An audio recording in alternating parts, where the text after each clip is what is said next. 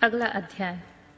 रात को परम सुंदर सजे हुए वासगृह में शयन करके प्रातःकाल भगवान शिव का जनवासे में आगमन। ब्रह्मा जी कहते हैं, तात तदनंतर भाग्यवानों में श्रेष्ठ और चतुर गिरिराज हिमवान ने बारातियों को भोजन कराने के लिए अपने आंगन को सुंदर ढंग से सजाया तथा अपने पुत्रों एवं अन्यान पर्वतों को भेजकर शिव सहित सब देवताओं को भोजन के लिए बुलाया।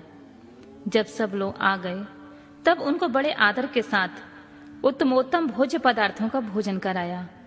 भोजन के पश्चात हाथ मुंह धोकर कुल्ला करके विष्णु आदि सभी देवता विश्राम के लिए प्रसन्नता पूर्वक अपने अपने डेरे में गए। मैना की आज्ञा से साध्वी स्त्रियों ने भगवान शिव से भक्ति पूर्वक प्रार्थना करके उन्हें महान उत्सव से परिपूर्ण सुंदर वास भवन में ठहराया। मैना के दिए हुए मनोहर रत्न सिंहासन पर बैठकर आनंदित हुए शंभु ने उस वास मंदिर का निरीक्षण किया। वह भवन प्रज्वलित हुए सैकड़ों रत्नमय प्रदीपों के कारण अद्भुत प्रभा से उद्दासित हो रहा था। वहां रत्नमय पात्र तथा रत्नों के ही कलश रखे गए थे। मोती और मणियों से सारा भवन जगमगा रहा था। रत्नमय दर्पण की शोभा से संपन्न तथा श्वेत चमरों से अलंकृत था। मुक्ता मणियों की सुंदर मालाओं से आवेष्टित हुआ वह वासभवन बड़ा समृद्धिशाली दिखाई देता था। उसमें कहीं उपमा नहीं थी। वह महादिव्य अति विचित्र परम मनोहर तथा मन को आनंद प्रदान करने वाला था। उसके फर्श पर नाना प्रकार की रचनाएं की गई थीं। बेल बूटे निकाले गए थे। शिव जी को दिए हुए वर का ही महान एवं अनुपम प्रभाव दिखाई हुआ वह शोभाशाली भवन शिवलोक के नाम से प्रसिद्ध किया गया था। नाना प्रकार के सुगंधित श्रेष्ठ द्रव्यों से सुवासित तथा सुंदर प्रकाश से परिपूर्ण था। वहां चंदन और अगर की सम्मिलित गंध फैल रही थी। उस भवन में फूलों की सेज बिछी हुई थी। विश्वकर्मा के द्वारा बनाया हुआ वह भवन नाना प्रकार के विचित्र चित्रों से सुसज्जित था। श्रेष्ठ रत्नों की सारभूत मणियों से निर्मित सुंदर हारों द्वारा उस वासगृह को अलंकृत किया गया था। उस विश्वकर्मा द्वारा निर्मित कृत्रिम वैकुंठ, ब्रह्मलोक, कैलाश, इंद्र भवन तथा शिवलोक आदि दिख रहे थे। ऐसे आश्चर्यजनक शोभा से संपन्न उस वास भवन को देखकर गिरिराज हिमालय की प्रशंसा करते हुए भगवान शंकर बहुत संतुष्ट हुए। वहां अति रमणीय रत्न जड़ित उत्तम पलंग पर परमेश्वर शिव बड़ी प्रसन्नता से लीला पूर्वक सोए।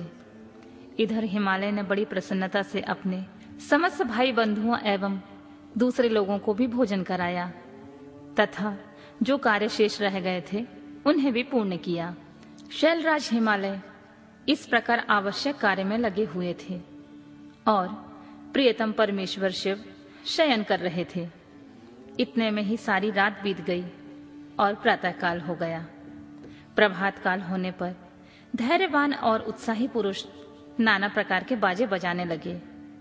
उस समय श्री विष्णु आदि सभी देवता सानंद उठे और अपने इष्ट देव देवेश्वर शिव का स्मरण करके वहां से कैलाश को चलने के लिए जल्दी जल्दी तैयार हो गए। उन्होंने अपने वाहन भी सुसज्जित कर लिए। तत्पश्चात धर्म को शिव के समीप भेजा। योग शक्ति से संपन्न धर्म नारायण की आज्ञा से वासगृह में पहुंचकर योगेश्वर शंकर से समायोजित बात बोले। प्रथम गणों के स्वामी महेश्वर, उठिए उठिए, आपका कल्याण हो, हमारे लिए भी कल्याणकारी होइए। जनवासी में चलिए और वहां सब देवताओं को कृतार्थ कीजिए। धर्म की यह बात सुनकर भगवान महेश्वर हंसे। उन्होंने धर्म को कृपा दृष्टि से देखा और शैया त्याग दी। इसके बाद धर्म से हंसते हुए कहा, तुम आगे चलो, मैं वहां शीघ्र ही आऊंगा, इसमें कोई संशय नहीं है। भगवान शिव के ऐसा कहने पर धर्म जनवासी में गए। तत्पश्चात शंभु भी वहां जाने को उद्यत हुए। यह जानकर महान उत्सव मनाती हुई स्त्रियां भी वहां आईं और भगवान शंभु के युगल चरणार बिंदों का दर्शन करते हुए मंगल गान करने लगी।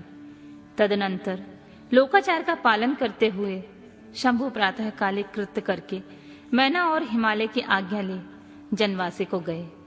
मुने उस समय बड़ा भारी उत्सव हुआ। वेद मंत्रों की ध्वनि होने लगी और चारों प्रकार के बाजे बजने लगे। अपने स्थान पर आकर शंभु ने लोकाचार वश मुनियों को, विष्णु को, मुझको प्रणाम किया। फिर देवता आदि ने उनकी वंदना की। उस समय जय जयकार, नमस्कार तथा वेद मंत्रोच्चारण की मंगलदायिनी ध्वनि होने लगी। इससे सब ओर कोलाहल छा गया।